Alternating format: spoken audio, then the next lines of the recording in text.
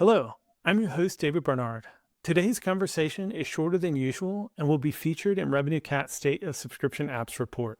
Each episode in this series will explore one crucial metric and share actionable insights from top subscription app operators.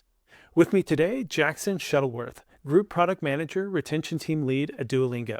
On the podcast, I talk with Jackson about Duolingo's data-driven approach to retention, how social connections dramatically improve reactivation, and why letting users set their preferred notification time backfires. Hey, Jackson, thanks so much for joining me on the podcast today. Yeah, thank you for having me, dude. So I'm really looking forward to talking about reactivation and keeping users in the app and getting them back when they've left. But for context, Duolingo is such a huge company. I did want to give listeners just a little insight into what you work on day to day. So Duolingo, I manage our retention efforts. This sits within the growth org at Duolingo. So this is focusing on how do we grow our user base, specifically focusing on DAUs. And so within retention, a lot of this focusing on the most habit forming features in our app. So you've probably heard of the Duolingo streak. This is what I spend a lot of time every day thinking about how to better optimize. But some of the other teams under my umbrella, focusing on things like notifications, push notifications, emails, things that are both helping keep the user in the app. And that's what we focus most on is how do we get you to never churn? But then once we do churn, or once the user does churn, how do we get them back into the app as quickly as possible? Because you learn that the longer the user has been away, the harder it is to get them to come home. So in the report, we're not going to share usage metrics. We are going to be sharing subscriber metrics and subscriber reactivation metrics. But what's going to be fun chatting with you is that you're not as focused on the subscriber reactivation, but you're focused on the user reactivation. And ultimately, that's upstream of the subscriber reactivation. If you ever have a hope to win somebody back to your subscription, you first need to win them back to the app. So let's chat about that. Like, what's your philosophy around how to get people back into the app? The easiest way to retain a user is to not let them churn to begin with. And so a lot of the features that you'll see on Duolingo are really focused on building that daily habit. Even, and we've run so many experiments on our streak, even things that have users spending 1-2 days away from the app make it significantly more difficult to get them to come back in 2 or 3 days later. So a lot of our focus is getting users, if they can use the app each day, to use it every day. I will say that, again, this team does manage things like notifications, emails. This is a lot of our power. Users have taken a few days off, getting them back in the app. We send a series of 7 notifications for each day that you don't use the app. And so you take a day off, we send you a notification. Second day off, we send you a notification.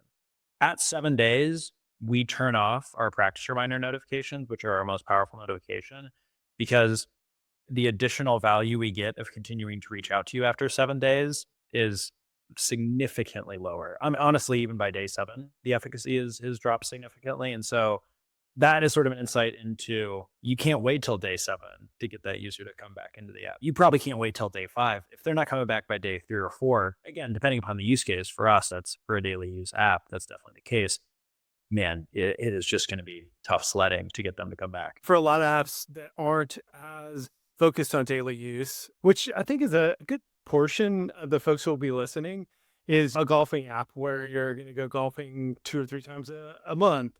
Or even a fitness app, which maybe you're doing really well to be working out 3 times a week. For the folks who have passed that 7-day mark, who are more challenging, I feel like maybe that's more relatable to a lot of the folks who are going to be listening to this. How do you think about those people who have been out of the app for 7 days, who are the kind of harder problem? We think about it across a few different timescales. And I'll say the first one is the first few weeks after we've lost you. So we have like a progress report type email that goes out to users. The fact that it's an email is nice because it gives us significantly more space for us to highlight elements of your progress report versus just a push notification where we're really having to rely heavily on you tapping into this to go back to an app that maybe you've uninstalled. So here actually channel is important. And so this is nice because it is a weekly progress comparison where week to week we say, hey, how did you do this week versus how you did last week? If you've taken a week or 2 off, obviously that's framed somewhat negatively, but what you could do is, and there's all sorts of different copy that we've tested. There's ways to draw attention to like, hey, have you taken a break? Come back and jump in. Or hey, man, seems like a slow week. How much are you going to learn this week? There's different ways to make that copy and messaging to users either a little bit passive aggressive or hopeful or like a challenge. And this is really important. What I'd say is like, you got to test all of these different copy variants. One of the things that Duolingo, we test so much copy, like a disgusting amount of copy, particularly with a lot of our notification type work. And different users are different. And you can have as many hypotheses as you want about what works. You just got to test it. A lot of it is just engagement metrics that we're showing you. How much XP did you earn? How much time did you spend in there? And some of that's because it is more complex for us to show you more like, hey, you learned this word, or you know, like the feasibility of that is higher as we think about ROI. What we've realized is that like just showing the user how much they've done and allowing them to infer and using copy to support it. Like, hey, look at all the stuff you've done. It's much easier and honestly gets, you know, a lot of the bang for the buck. For Duolingo, where you're obviously using Duolingo to learn a language, make better use of your free time, it's easier for us to tell this narrative of like, you use Duolingo. Isn't that obviously a good thing, this time you spent?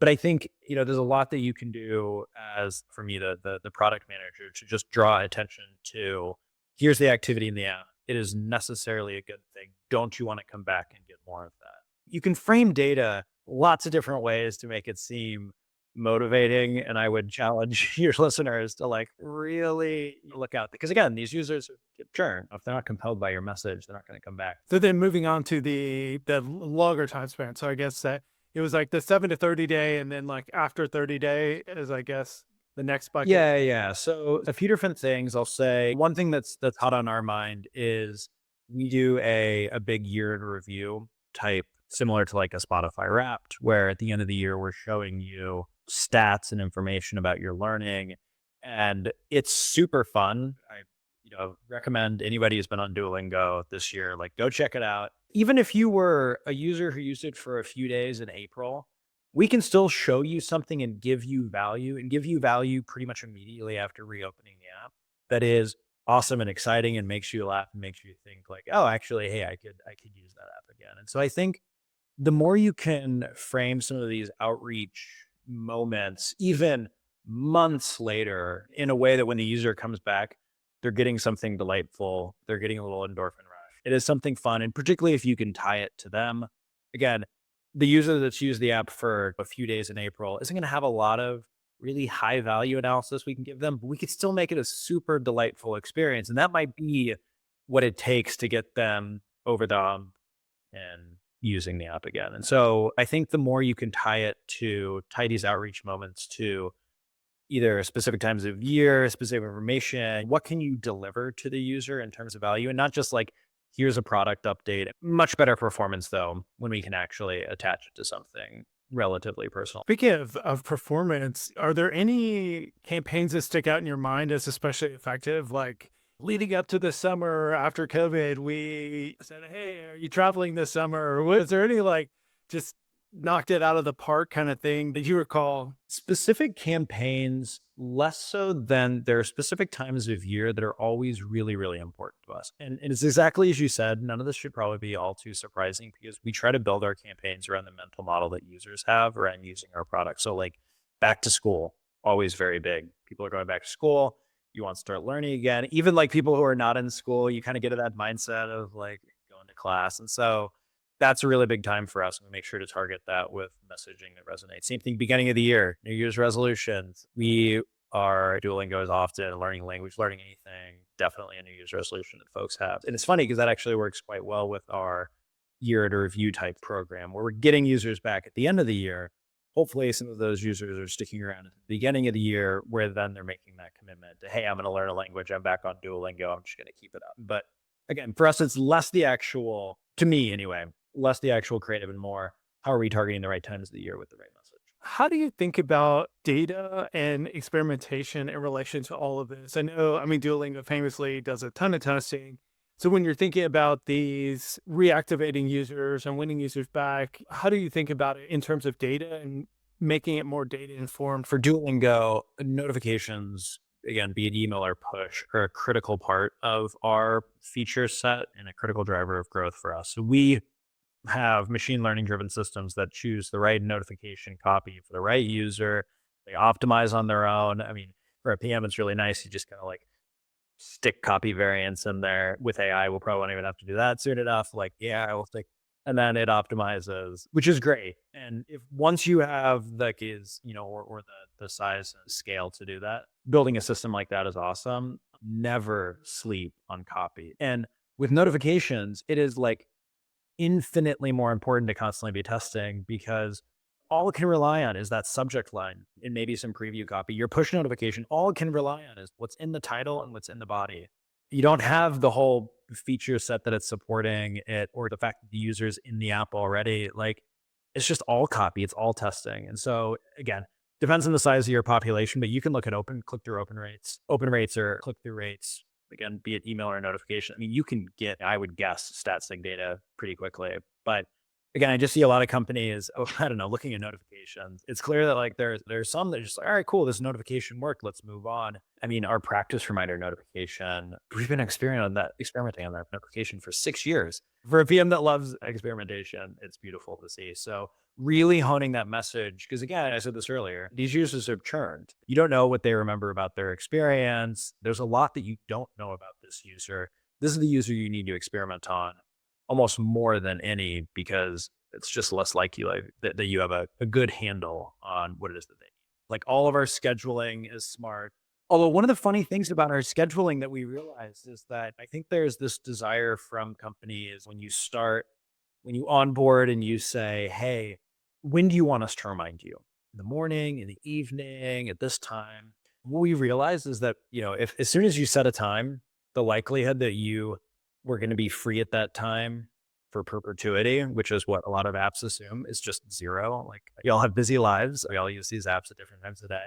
And what was always a winner for us was scheduling the next day's notification for 23 and a half hours after you practiced for the first time that day. And so we basically just were always targeting, when did you practice the day before, the next day? So there is a lot of, and this doesn't seem smart, although we've tested a lot of different strategies here, and this is the one that continues to win. Any other top tips for getting people back? One that's been an interesting thread for us to pull on is social in the app as it pertains to winbacks. Duolingo has been investing in our in-app social network now for many years. I think we're at like 55 or 60% of our users have a friend on the app. And these aren't all like, my mom, for instance, uses Duolingo. We're friends in the app. Oh, that's a great win back, man. Mom in the app, like, hey, Jackson. Yeah. Well, whenever my mom lives in the streak, it cuts particularly deep. So one of the things that threads we've been pulling on is getting users to resurrect each other. So if you have a friend who's been gone for months and months, prompting the user to, hey, get them to come back. And this is one of our best performing resurrection campaigns or win back campaigns, just because it feels more personal. It's not Duolingo saying, hey, David, come back. It's Jackson saying, hey, come back and learn with me. And then what's cool is now we have other features in the app. So one feature we recently launched is friend streaks. It's a way for you to learn with somebody else. Now we have a social feature set that when you can get this person back into the app, now that there's been a personal appeal made, you can ease them into a more social experience with that person. So it's a nice way to pair the out-of-app communication with the in-app experience. But even for folks that it's like, again, the random person that you find on your leaderboard, still a much higher click-through rate for these people that you've never met in real life. Even messages, win-back messages from those folks still perform better. As we're wrapping up, anything else you wanted to share? Yes, if any of this sounds interesting for you to work on, we are hiring actually. We're hiring both for my team, looking for a senior to lead PM who wants to work in Pittsburgh, helping drive a lot of our retention efforts. So again, if the streak excites you, do that professionally. And then the other area is we're starting to build a notifications team. So looking for a senior to lead PM in New York who wants us to help build out, an even smarter, more robust and thoughtful notifications platform. So this was a very relevant discussion for us today. And if you find it relevant to what you like to think about, definitely reach out. Awesome. Well, thanks so much for joining me today. This is so insightful. A lot of really fun stuff. Thank you. Yeah, of course. Thanks so much for listening. If you have a minute, please leave a review in your favorite podcast player. You can also stop by chat.subclub.com to join our private community.